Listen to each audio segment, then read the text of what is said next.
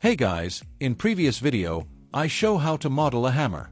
In this video, let's see how to add texture to it. First go to Edit, Preferences, in Add-ons, search Node Wrangler Add-on. Enable the add-on. Press New to create new material.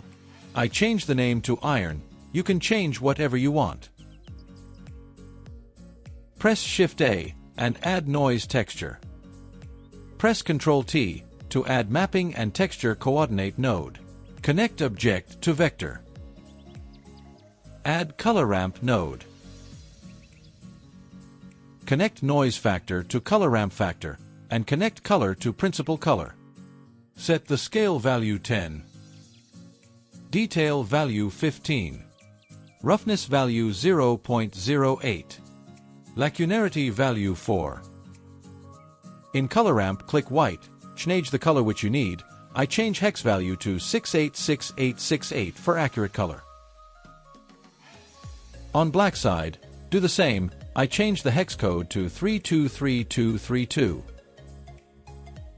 Press Shift-A and add Bump node. Connect Normal to Principal Normal and connect Noise Factor to Bump Height.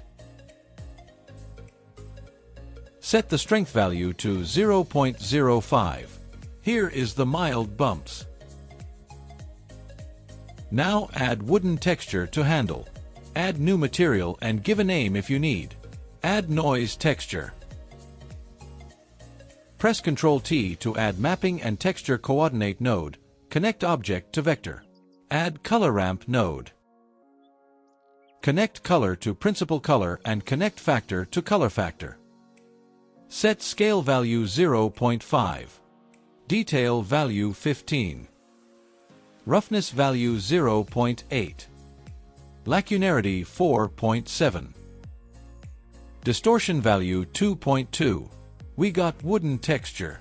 Change white color to EB9544. Change black color to 4E3117.